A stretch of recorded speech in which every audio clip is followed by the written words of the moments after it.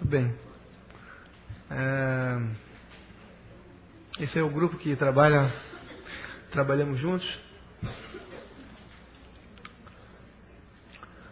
Muito bem. Esse é o quadro geral, vamos dizer assim, de incidência de complicações pós-cateterismo cardíaco. Complicações gerais, que podem ser qualquer uma dessas aqui, elas vão de 1 a 9%, e as mais frequentes são essas. A literatura está recheada de trabalhos sobre incidência de hemorragia, pseudoaneurisma, sobre trombose, sobre embolização, mas no campo da fístula arteriovenosa, relacionado ao cateterismo cardíaco, não são muitos os trabalhos. E todos eles incorrem no mesmo equívoco. Notem que a incidência de fístula, segundo essa relação de trabalhos publicados em revistas indexadas importantes, que tem um impacto importante na cirurgia vascular, reportam aí uma taxa de 0,006% a 0,14%. Você pode dizer assim, pô, mas o Luiz Henrique veio aqui para falar de uma coisa que acontece em 0,006%. Vou embora, né? Na verdade, todos esses trabalhos aqui, a maioria aí da década de 80, 90, eles citam a incidência de fístula como sendo aquelas fístulas operadas. Ou seja, se num serviço se faz 100 procedimentos vasculares por mês, vamos supor, desses 100, um paciente é operado de fístula, então esses trabalhos reportavam que a incidência é de 1%, porque foi operado uma pessoa dos 100. Na verdade, isso é um erro, porque nem todos que têm fístula são operados. Algumas fístulas trombosam espontaneamente, então a incidência foi sempre errada. Na verdade, esse número aqui não existe. Muito bem, preocupados com isso, então, um grupo da Alemanha, em 2002, publicou nessa revista, que é o JACC, uma das revistas de maior importância na cardiologia, revista indexada, um dos maiores jornais de reconhecimento internacional, em que esse grupo de alemães, notem que essas informações elas são atuais até março de 2007. Então, esse é talvez o trabalho mais atual, mais fidedigno, por ser um trabalho prospectivo, e o trabalho que mudou consideravelmente a incidência dessa iatrogenia. Muito bem. O que eles fizeram então, esse grupo aí de alemães, publicado aqui no JACC? Eles durante 3 anos acompanharam então 10.271 pacientes consecutivos. Ao longo desses 3 anos, então, foram realizados 10.271 procedimentos. Esses procedimentos foram realizados por, notem, operadores experientes que fazem mais de 600 exames por ano. Então, os pacientes estavam em boas mãos. As bainhas, os introdutores utilizados foram de 7 frente ou menos, quando o exame era para diagnóstico, e obviamente quando era para terapêutica, de angioplastia coronariana, o frente da bainha é consideravelmente maior. Muito bem. Eles então seguiram esses doentes. São doentes todos consecutivos, ou seja, um atrás do outro, durante 3 anos, eles fizeram 10.200 e poucas angioplastias e arteriografias. Muito bem. E o diagnóstico, então, da fístula foi por ecodoppler e exame físico. Eles, então, a preocupação desse grupo era saber, assim, que tipo de paciente a gente vai fazer um procedimento coronariano e que tem um risco maior de desenvolver um problema, uma fístula. Então, eles selecionaram alguns fatores de risco que eles consideraram importantes. A idade do paciente, sexo, altura, o índice de massa corporal, para saber se os gordinhos têm mais esse tipo de problema do que os magros, e avaliaram também esse elemento aqui, a hipertensão arterial. E também eles levaram em conta fatores de risco relacionados ao procedimento em si, porque isso também faz uma diferença importante. Não só o paciente que é ruim. Muitas vezes o procedimento também é ruim, é mal feito ou há algum problema. Então eles analisaram lá o número e o tamanho dos introdutores, porque até então se diz que quem faz procedimento com bainha 7 ou 8 French tem mais problemas. E eles então levantaram esse elemento para saber se isso realmente está relacionado com a incidência de fístula. Ó, interessante isso. Punção da virilha direita versus a virilha esquerda. Isso é uma coisa que nunca tinha sido vista e estudado antes. E dose de heparina e uso de cumarínico. Muito bem. Eles levantaram esses dados e foram ver então quais desses elementos aqui, desses dados, representam um fator de risco isolado para o paciente. Eu coloquei aqui esse asterisco. Esse dado aqui não está incluído nesse trabalho, não foi publicado, mas vários trabalhos citam isso. Que a punção, quando é feita ao nível da artéria femoral superficial, proximal, equivocadamente o colega, ao invés de puncionar a femoral comum, punciona a femoral superficial, teoricamente isso também está implicado com o maior número de complicações de fístulas. Por um fato muito simples, a artéria femoral superficial, ela não tem o amparo, vamos dizer assim, posterior do fêmur, da cabeça do fêmur, para que você faça a compressão ao término do procedimento. E também a gente sabe que ali existe a confluência da veia femoral comum com a veia femoral superficial, exatamente naquele carrefour, na bifurcação da artéria. Então, ali é um local problemático. Ali, além de você, quando transfixa a artéria, você corre o risco de acertar a veia que está atrás, e também depois, quando termina o procedimento, você não tem como comprimir aquilo, porque o fêmur não está ali. Muito bem, então esse é um dado importante que não está levantado nesse trabalho, mas que isso aqui é uma consideração pessoal minha. Ok, então o que eles concluíram? Daqueles fatores de risco. Quais daqueles fatores de risco isoladamente que são problemáticos? Sexo feminino. As mulheres, teoricamente, por terem artérias mais finas, o operador tem que fazer o maior número de tentativas de punção para acertar. Isso é uma coisa relativamente óbvia. Então as mulheres sofrem mais com as punções, estão mais sujeitas às complicações. E a fístula é uma das complicações.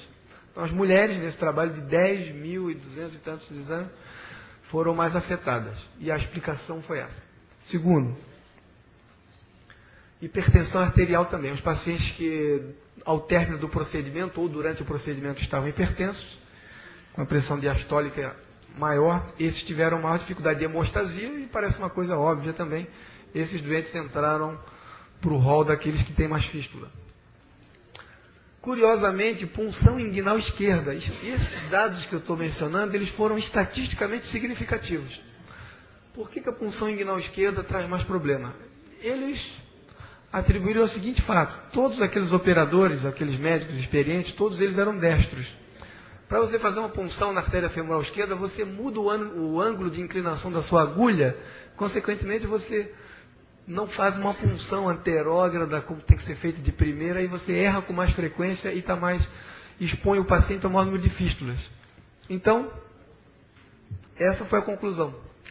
E por último, os pacientes que tomaram muita heparina, ou então usaram anticoagulante no pós-operatório, esses também, estatisticamente, fazem mais fístulas. Em resumo, o paciente de risco que você deve correr quando vai fazer um procedimento desse, é aquela mulher hipertensa que você vai fazer uma punção do lado esquerdo. Essa, você vai ver que dá mais problema. Se vocês forem alguma mulher que for submetida, diga ao seu médico, não puncione na femoral esquerda. Muito bem. Agora então, para concluir esse trabalho e passar rapidamente para a apresentação do caso, esse é um resumo então de tudo. É um número incrível, né, de procedimentos feitos por médicos experientes, e eles encontraram então 88 fístulas. Nós estamos falando aqui de fístulas na região inguinal. Muito bem. Vocês notem que, diferente daqueles números propagados anteriormente, de 0,06, nós temos, na verdade, 1% de fístulas quando o cateterismo é feito para diagnóstico. E 0,7 quando... ou melhor, 1,1 para o terapêutico e 0,7 para diagnóstico. Então isso dá uma média geral de 0,8. É quase 1%, ou seja, de cada 100 pacientes que deitam lá na sala da hemodinâmica para fazer um procedimento, praticamente um daqueles 100 vai ter uma fístula. Então, desses 88 aqui que tiveram essa complicação nesse trabalho, notem que 1/3 fecharam espontaneamente. Eles acompanharam esses doentes durante 3 anos. E viram que 1/3 sara sozinho, com médico, sem médico ou apesar do médico. O tempo médio de fechamento dessas fístulas aqui foi em torno de 3 meses. E os outros 62%, né, para completar 100, permaneceram abertas até 1 ano. E 1 ano depois, essas fístulas, todas elas estavam fechadas, essas aqui, ó, dos 38%. Muito bem. De onde se conclui, daqui pode partir uma recomendação inicial de que fístula arteriovenosa pós-cateterismo cardíaco na região inguinal admite inicialmente um tratamento conservador, ok? Então vamos passar para a prática. Esse é um paciente que nós atendemos esse ano, recentemente, no Hospital Procardíaco. Uma mulher do lar, 62 anos, que foi lá para a emergência com a dispneia e ela referia que aquela falta de ar já vinha há 3 dias quando ela se deitava e passou as últimas 3 noites cansada com taquipneia, dispneia, ortopneia. Enfim, foi para a emergência na 3ª noite porque não aguentava mais, passar em claro 3 noites. E ela então contou na emergência que havia sido submetida a intervenções femorais bilaterais para tratamento de fibrilação atrial. A proposta dos tratamentos então foi a ablação, sendo que a última intervenção na região inguinal dela tinha sido há 6 meses. Ela era hipertensa e tinha uma claustrofobia intensa, uma coisa que chegava a ser, isso vale a pena uma menção, porque essa senhora, para ir no nosso consultório lá no 13º andar, ela é carregada no colo pelo filho pelos 13 andares, porque ela não entra em elevador, só se for anestesiada. É uma situação patológica, realmente. No exame físico, então, de uma forma sucinta, era uma mulher extremamente magra, por isso que o filho consegue subir os 13 andares. E estava taquipneica, taquicárdica, nada muito específico no exame físico, com exceção de um frêmito intenso e um sopro sístolo-diastólico na região inguinal esquerda. Exatamente onde os alemães já diziam que mora o perigo. Inicialmente ela foi submetida a um exame de ecodoppler, cujo laudo, parte fundamental do laudo é essa. Eu agora me penitencio aqui com o Dr. Lira, doutora Carmen e outros colegas aqui da ecografia, porque era a minha intenção trazer o vídeo, a forma dinâmica do exame, para que vocês, de uma forma assim ativa, pudessem me ajudar aqui a debater e mostrar as imagens, mas eles têm um problema lá na Workstation lá do PRO, eles estão renovando o sistema de arquivamento das imagens, enfim, isso gerou uma dificuldade lá operacional, eu não consegui trazer essas imagens para vocês. Mas, basicamente, o exame foi feito com uma pessoa muito experiente lá do hospital e ele me deu essa informação aqui por escrito, né? Que havia uma comunicação entre a artéria femoral superficial com a veia femoral comum. E essa comunicação estava a menos de 1 centímetro da confluência da veia femoral comum com a veia femoral profunda com a superficial. E aí eu perguntei para ele, pelo telefone ainda, escuta, mas me interessa também saber exatamente a que distância essa comunicação está do órbito da artéria femoral profunda. Isso para nós era decisivo, já que eu tinha em mente recobrir aquela perfuração com um estente revestido. E se essa distância fosse muito curta e pudesse ameaçar a perviedade da artéria femoral profunda, eu então abortaria a minha ideia de fazer endovascular o procedimento. Aí ele me disse pelo telefone, olha, eu revi o filme e tal, e essa perfuração ela está a menos de 1 centímetro. 7, 8 milímetros.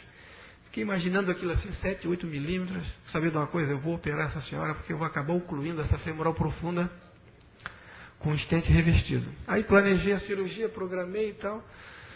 E aí resolvi pagar para ver. Conversei com a paciente claustrofóbica, que eu sabia que jamais entraria no tomógrafo. E apesar do exame ser extremamente rápido, a gente sabe, uma tomografia dessa, 10 minutos lá dentro da máquina, 5. E ela então, sob anestesia, ela aceitou fazer a tomografia computadorizada, então ela foi anestesiada, entrou no tomógrafo E nós conseguimos, então, mudar a nossa estratégia graças a essa informação da angiotomografia. Bom, a imagem, então, da tomografia mostra exatamente isso. Numa reconstituição dos dois membros inferiores, notem aqui o membro inferior direito absolutamente normal, sistema arterial. Aqui na região inguinal esquerda, notem aqui o sistema arterial também íntegro. Entretanto, há um enchimento precoce aqui da veia femoral comum, ilíaca e até o sistema cava. E ela já mencionava realmente aqui no ecodoppler que o fluxo era arterializado na cava inferior. Isso ficou bem demonstrado nessa fotografia. Aqui um detalhe, uma visão póstero-lateral, onde vocês notam aqui a artéria femoral superficial proximal e aqui exatamente o ponto de comunicação com a veia, que na minha opinião não é a veia femoral comum, nós vamos ver melhor isso. Aqui uma outra imagem muito interessante, notem aqui a veia ilíaca e a cava totalmente preenchida precocemente devido à comunicação que está aqui mais ou menos nessa altura. Essa aqui é a artéria femoral profunda, essa é a femoral comum e aqui é a femoral superficial, cedendo então esse pertuito anômalo. Aqui notem essa imagem está muito mais clara, artéria femoral comum, artéria femoral profunda e aqui a comunicação fistulosa muito clara. Mais uma vez, e foi quando então eu pedi que fosse tomada essa medida. Na verdade, a medida aqui está um pouco exagerada, porque o ósteo da femoral profunda ela está mais ou menos nessa altura onde está minha luz do laser, mas certamente isso aqui tem uns 30 milímetros de distância do ósteo. Isso aí me deu muito mais segurança para fazer o tratamento endovascular, sem precisar abordar essa região. Quem já operou uma fístula assim de 6 meses sabe que é uma encrenca. Até na pele, quando você abre as primeiras células epidérmicas, você já tem uma hemorragia ali, porque o desenvolvimento dos vasos subdérmicos é uma coisa incrível. Então sangra demais. A gente pôde evitar esse procedimento graças a essas imagens que nos ajudaram bastante. Para a escolha do dispositivo endovascular a ser utilizado, nós nos valemos então desse corte axial, em que vocês veem aqui a veia femoral, bem dilatada, preenchida por contraste, a artéria femoral superficial, proximal, e essa é a artéria femoral profunda, com ramo quadricipital logo ali. Esse ponto aqui é a artéria femoral distal à fístula. Note que ela está um pouco mais fina, 6,9 milímetros, bem típico das fístulas arteriovenosas. E aqui por último, então, essa reconstituição. A artéria femoral profunda, a artéria femoral superficial, e aqui a veia preenchida por contraste. Muito bem, esse então foi o material utilizado e a técnica, dia 20 de março. Fizemos o procedimento com anestesia local e uma sedação profunda, bota profunda nisso, porque ela é uma pessoa extremamente estressada. E nós então utilizamos o acesso contralateral. Funcionamos a artéria femoral comum direita, inicialmente com um introdutor fino, cateterizamos a ilíaca contralateral com cateter mamária, a técnica habitual, enfim. Até que nós então cruzamos a fístula, trocamos a bainha fina então por esse introdutor aqui 9F, que é um introdutor exigido pelo dispositivo que foi escolhido. Controle final, e nós então retiramos a bainha e utilizamos um angiocil, um dispositivo de hemostasia percutânea. Para quem não conhece, esse é o stent revestido, né, o stent graft utilizado, é o Fluence da Bard. É um stent de nitinol, autoexpansivo, bem radiopaco, e ele vem revestido por uma camada dupla de PTFE. Aqui então vocês notem, vamos ver se roda o filme, né? Que esses filmes às vezes derrubam a gente na apresentação. Olha aqui, essa é a imagem feita no pré-operatório. A bainha está colocada aqui de forma anterógrada, vamos dizer assim, ela entrou pela femoral contralateral, né? E está injetando o contraste de forma anterógrada. Mais uma vez ali, a imagem não deixa nenhuma dúvida, essa é uma vista oblíqua anterior esquerda, Aqui acho que não vai rodar mais.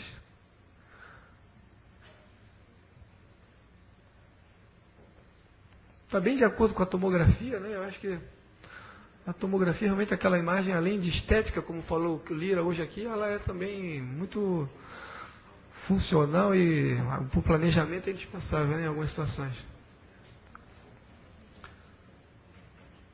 Aqui, então, é uma fotografia mostrando na imagem perioperatória o local exato da comunicação arteriovenosa. A nossa preocupação de ocluir a femoral profunda praticamente não existia mais, com essa distância enorme ali do ósseo da femoral profunda. Ali uma imagem anteroposterior. Notem aqui a bainha, a extremidade distal da bainha, uma bainha de 70 centímetros. Ela estava entrando pela femoral contralateral.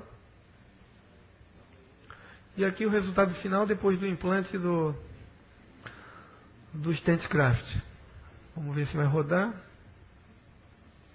Uma angiografia praticamente normal. A fístula totalmente excluída. Aqui está uma pequena fumacinha aqui, provavelmente por conta do PTFE expandido que reveste esse stent. Depois que reverte a anticoagulação, isso aqui desaparece. Então, o resultado ficou bem satisfatório. Ali a gente tem a imagem estática do procedimento final. E como conclusões, então, nós poderíamos dizer que a incidência das fístulas pós-CAT, ela tem se mostrado maior do que nos relatos anteriores. As complicações cardíacas, elas são raras realmente, mas para essa paciente foi de 100% a incidência de complicação cardíaca, porque ela estava muito espineica e melhorou depois do tratamento. Mas então, o reparo pode ser indispensável. Você não pode achar que a insuficiência cardíaca congestiva não vai acontecer. A correção endovascular é segura e minimamente invasiva. E por último, o acompanhamento desses pacientes com stent graft, ele deve ser bem de perto, para que se possa confirmar a eficiência e a durabilidade desses materiais aí. É só isso, obrigado.